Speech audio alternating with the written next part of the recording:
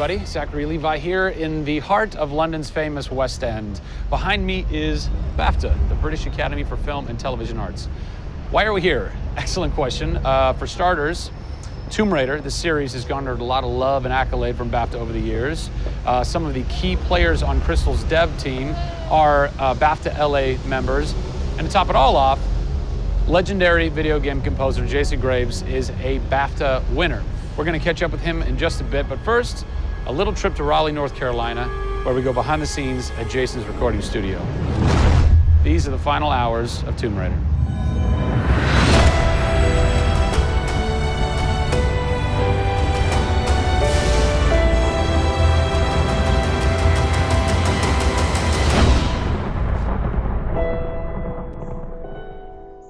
First thing we did was the theme. There have been many composers in the games or the films, but they've always used the original theme. They said, we want to start with a clean slate, new theme. I did it on piano, very simple. I was really scared just to send it because I'm like, I don't know, I think this really works, I think I like it. We ended up taking that exact theme. The first demo I sent was on the first trailer. That exact same arrangement.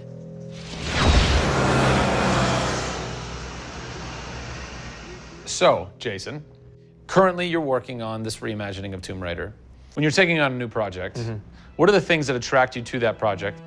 The heritage of a particular game, I think, obviously. And don't even get me started on Tomb Raider. I literally almost drove off the road. I was on the phone with the audio director. Like, oh, stoplight! And I had to pull over a little bit to not hit the car behind me. What I loved about Tomb Raider, what really drew me to the project was they had no pre-existing conditions. Because they wanted to get out of what it used to be. They wanted something new. They wanted something fresh.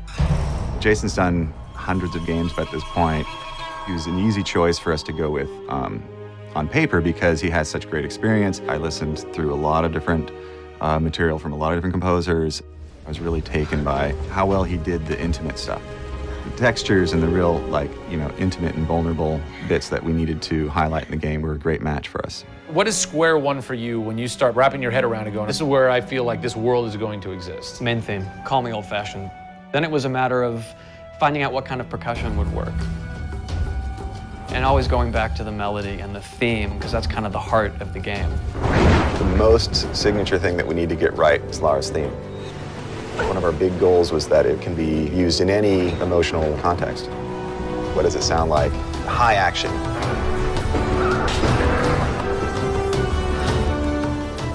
What does it sound like when she's in pain? For music, the gameplay and the concept art, especially with the scavengers and kind of the shanty town, corrugated metal, how everything's kind of this amalgam of different stuff that they found on the island. I was like, that's what I want the music to sound like. The bad guys are playing the music now. Alex said something like, it'd be really cool to have something, chains on a metal board or like you're banging a metal fence. 2 weeks later, Jason calls me up and he's like, so this guy who's like the sculptor who lives right around the corner from me, I was talking to him about the idea of creating an instrument. And I'm like, that sounds completely insane. We have to do that. Tackling the score to one of the most iconic franchises in the world brought a unique challenge. How best to capture the emotional timbre of the characters and island in music? People, I give you the instrument.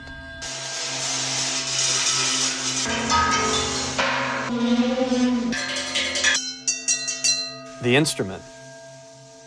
I was going to let Matt determine the aesthetics. I was really only concerned about the sound that the sculpture was going to make. Matt built this, which looks pretty much exactly like Laura's original homemade bow in the game. There's different timbres based on different materials, metal, glass. It's a direct line from the plot, the characters, the story, the environment, straight to the sculpture. We always wanted the island to have that character in itself. Creating an instrument gave it this unique identity. It's got a voice. Yeah. The very beginning of the game is nothing but the instrument.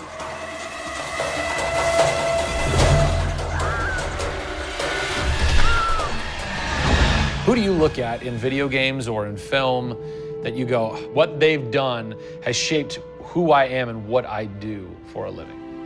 They're all dead, unfortunately. What? Yeah, I know. It's classical composers. All classical? Yeah, I'm kind of going directly back to the source. Yeah. Prokofiev's, Tchaikovsky. Even for some of the scary stuff, you've got Penderecki, who's a Polish composer. Actually, he's still alive. It kind of goes back to ballets or opera, which is kind of the precursor to film and video games. You know, they were telling a story. Yeah. And that's what I love about that music. It tells a story. Even if you don't know the plot, you can listen to it. And film music's the same way. It's tough with games to do things that are subtle. You want to make Lara relatable, make her realistic. Another one. She went down over there. Tell her story from the beginning and show how she became the superhero she becomes. One of the first things that I ask any developer is the emotion. Because to me, that's the biggest thing that music can do in a tenth of a second. The music just, it nails the emotion. Wow, that was amazing, huh? I personally don't think I've ever sounded so good in an interview before, although Jason, Jack, and Alex are audio savants, so that would make perfect sense. I cannot wait to jump into this game, not just for the amazing action, but the emotion and mood and tone that they're going to set with their incredible skill. Tune in next time for a special secret announcement that is going to change the way you play Tomb Raider forever. See you soon.